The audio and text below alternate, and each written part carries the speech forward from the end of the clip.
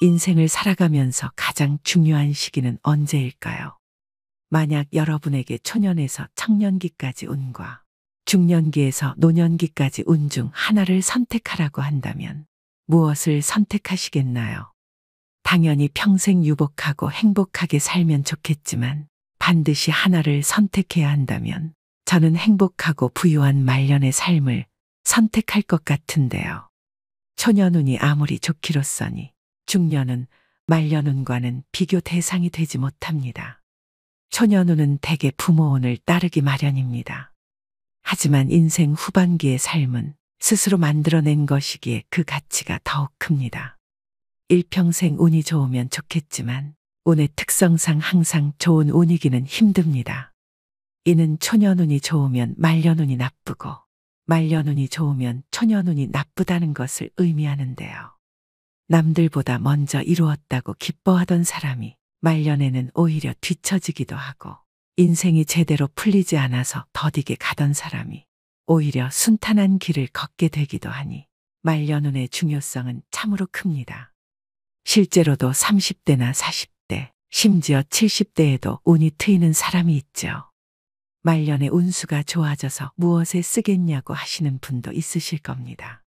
하지만 이제는 100세 시대입니다. 만약 지금 인생이 힘들더라도 앞으로 나아진다는 확신만 있다면 그 누구라도 버틸 수 있는 힘이 생길 것입니다. 따라서 인생 후반기를 풍요롭게 보내고 싶으시다면 실제로 그렇게 사는 사람들이 어떤 특징을 가졌는지 알아보고 반드시 이를 따라 하셔야 말년에 운이 트이게 될 것입니다. 분명한 것은 누구나 일생에 한 번은 아주 큰 운이 오기 마련이며 하늘은 절대 여러분들을 평생 고생만 하다가 생을 마감하라고 명하지 않으셨다는 사실을 명심하셔야 합니다. 그렇다면 말년이 편안한 사람들은 어떤 특징을 가지고 있을까요? 오늘은 말년운이 좋은 사람들의 특징 5가지와 후천적으로 운을 불러일으키는 방법에 대해 배워보겠습니다. 영상을 끝까지 시청하시고 주변 소중한 분들에게도 공유하셔서 새해에는 좋은 운들만 받으시길 바랍니다. 바로 시작하겠습니다. 말년운이 좋은 사람 특징 첫 번째는 초년고생이 따릅니다. 말년운이 좋으신 분들의 경우 초년운이 좋지 못한 경우가 많습니다. 옛날에 소년등과 일불행이라는 말이 있습니다. 어린 나이에 과거에 급제하여 높은 벼슬에 오르는 것이 제일 불행하다는 의미입니다. 젊은 나이에 출세하면 다른 사람을 우습게 보게 됩니다. 나는 금방 이런 자리에 올랐는데 저 사람들은 능력이 부족하네라고 생각하는 겁니다. 이처럼 초년부터 운이 빨리 찾아오게 되어 젊은 나이에 돈을 만지게 되면 자만해지고 또 경험 부족으로 금전적인 리스크가 커지게 되는데요. 평생 지금처럼 돈을 잘 벌 수 있을 거라는 생각에 사로잡혀 대부분 말년이 그렇게 좋지 않다고 합니다. 앞서 말씀드렸듯이 운이란 한정된 자원과 같습니다. 즉 자신이 잘 사용할 수 있는 좋은 운의 기간은 한정되어 있습니다. 50대 초반 이후로 대운이 찾아오는 사람이 가장 안정적인 사주로 이 시기에는 자식이 사고를 치거나 문제를 일으키지 않아 큰 돈이 나갈 일이 생기지 않는다고 합니다. 또한 본인이 돈을 잘 관리할 수 있는 능력과 세상을 바라보게 되는 식견이 넓어져 말년운이 좋게 될 확률이 훨씬 더 높아지게 된다고 하는데요. 따라서 말년운을 높이기 위해서는 당장 큰 돈을 버는 것보다는 그 돈을 어떻게 관리할 것인지가 더 중요하기 때문에 초년 중년의 금융 공부에 더욱 신경을 쓰셔야 합니다. 새벽이 가까워 올수록 어둠이 깊어지는 법입니다. 운도 마찬가지입니다. 초년의 최악의 운이 이어졌다면 곧 좋은 운으로 바뀐다는 징조입니다. 지금 당장은 힘들어도 희망을 가지고 잘 버티셔야 합니다. 인생은 마지막까지 평정심을 잘 유지하는 사람에게 큰 선물을 안겨준다는 것을 명심하셔야 됩니다. 말년운이 좋은 사람 특징 2번째는 늘 긍정적인 언어를 사용합니다. 기본적으로 말년운이 좋은 사람들은 말투에서부터 차이가 난다고 합니다. 이미 좋은 운을 가졌거나 좋은 운이 오는 사람들은 긍정적인 말과 긍정적인 행동을 합니다. 긍정적인 말은 신선하고 깨끗한 산소를 마시는 것과 같고, 부정적인 말은 배설물과 동물을 마시는 것과 같은데요. 대기만 성형인 사람들은 혀가 얼마나 강력한 힘을 지니는지 본능적으로 잘 알고 있습니다. 때문에 자신뿐만 아니라 상대방에게도 늘 산소 같은 메시지를 보냅니다. 예를 들어 맛있는 음식을 먹었을 때 큰 운을 받아서 부자가 될 사람이나 이미 부자가 된 사람들은 잘 먹었다라거나 배가 불러서 기분이 좋다 등의 말처럼 긍정적이고 운을 부르는 언어를 사용합니다. 하지만 운이 결코 곁에 오지 않을 사람들은 배 터져 죽겠다, 배불러 죽겠다라는 식으로 말을 하는데요. 사실 말에는 굉장히 큰 힘이 있습니다. 내가 뱉은 말은 가장 먼저 내가 듣게 되는데, 이는 나의 운을 듣게 되는 것과 마찬가지입니다. 그래서 우리 조상님들은 말을 함부로 하는 사람들은 절대 가까이 하지 말라고 하셨던 것이지요. 또한 관상학에서는 이렇게 말하고 있습니다.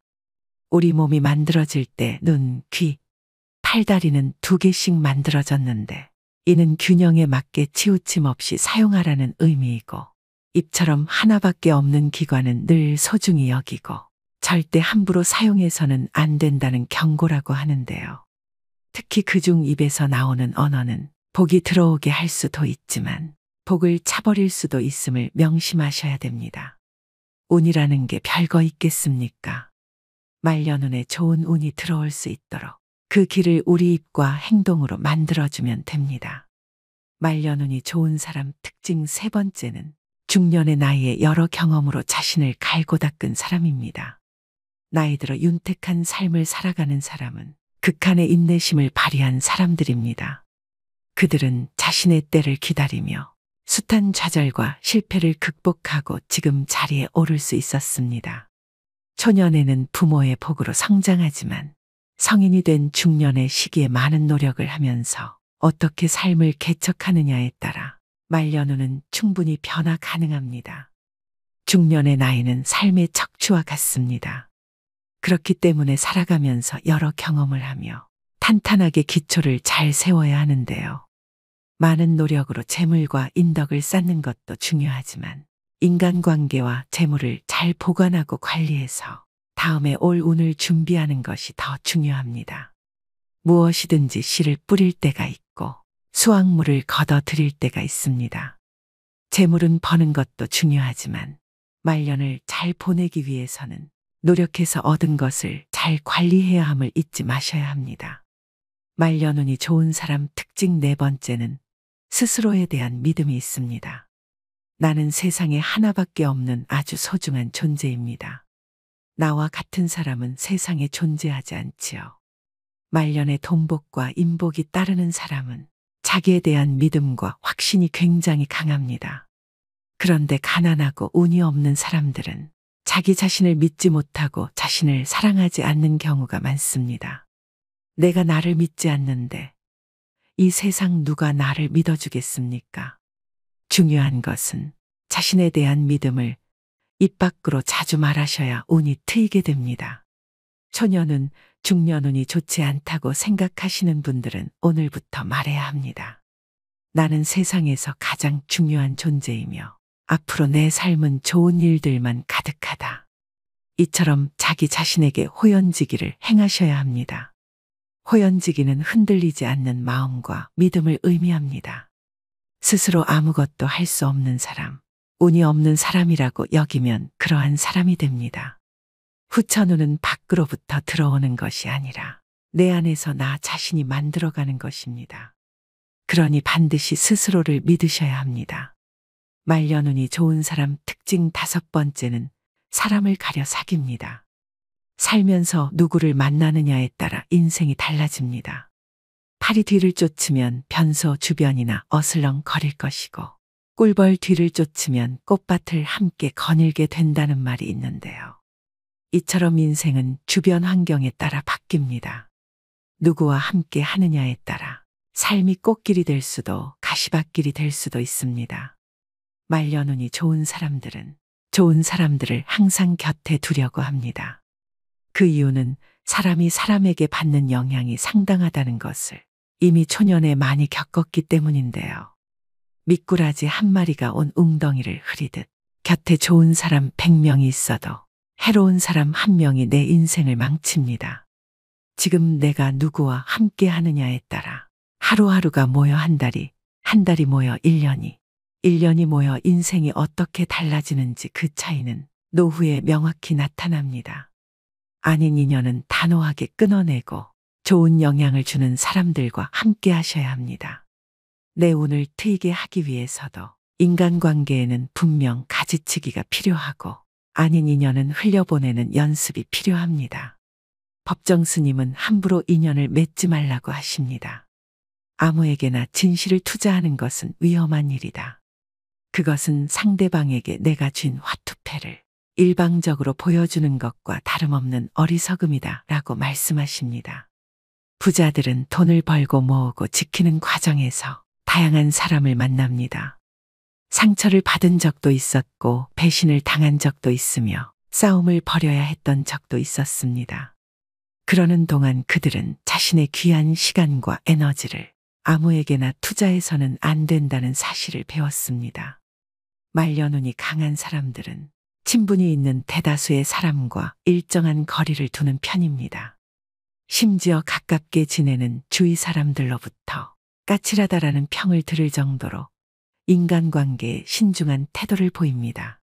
그 대신 스스로 깊이 신뢰하는 소수의 사람에게는 진심으로 대하며 끝까지 신의를 지키려고 노력합니다. 그래서 말려눈이 좋은 사람들의 인간관계는 철저하게 양보다 질에 초점을 맞춘다는 것을 생각하셔야 됩니다. 말려눈이 좋은 사람들의 특징 5가지에 대해 말씀드렸는데요.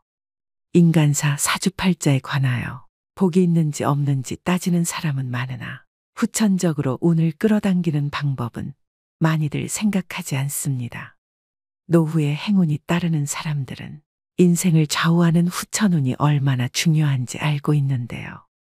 그렇다면 인생을 뒤집는 후천운을 만드는 조건은 무엇일까요?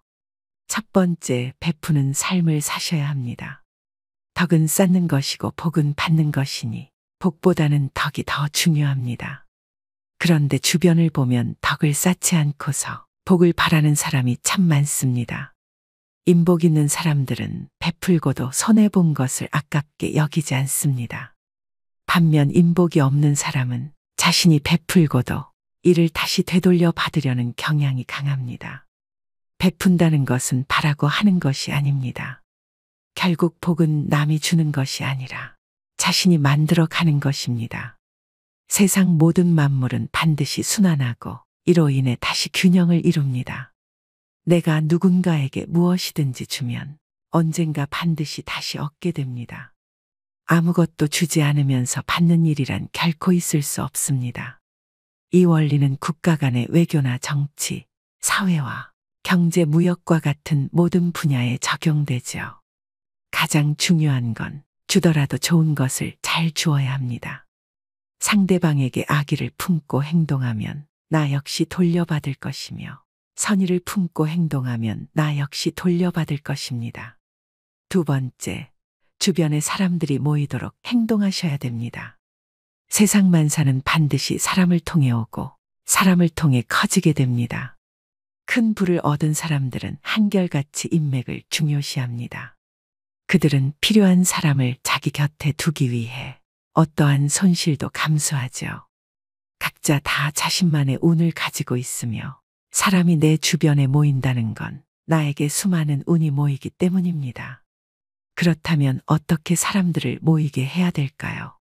늘 주변 사람을 즐겁게 모이도록 하든지 주변 사람을 편안하게 해주든 자신의 강점을 살려 모여들게 하셔야 됩니다. 세 번째는 반드시 운을 담을 그릇을 키우셔야 됩니다. 대인배는 앞선 자들을 인정하고 배우려 노력하지만 소인배는 앞선 자들을 시기하고 질투합니다. 어디서나 누구에게나 반드시 배우려고 하는 자세를 가져야 합니다. 사람뿐 아니라 내가 행한 모든 일에서 교훈을 얻으려고 노력하셔야 됩니다. 실패를 너무 두려워하지 마세요. 지나간 실패 하나하나에서도 교훈을 얻고 배움을 얻어서 다시는 이런 실수를 하지 않도록 경계하시면 됩니다. 사람은 누구나 다 실패하고 시련과 시행착오를 겪기 마련입니다. 대인은 교훈과 배움을 얻어서 실패를 반복하지 않으려고 노력하나 소인은 절대 자기 잘못을 인정하지 않다가 거듭된 실패를 반복합니다. 여러분은 지금까지 인생에서 실패와 어려움이 많으셨나요? 그렇다면 이제는 지금까지 교훈을 찾고 다시는 실패를 반복하지 않으려고 노력하시면 됩니다. 실패가 나의 그릇을 키워줄 것입니다. 그것은 분명 운이 저절로 따르게 하는 밑거름이 돼줄 것입니다. 네 번째는 긍정적이고 포용하는 말을 사용하셔야 됩니다. 가장 복을 많이 까먹는 게 언상이라고 할 정도로 운을 부르는 요소 중에서도 말은 굉장히 중요한데요.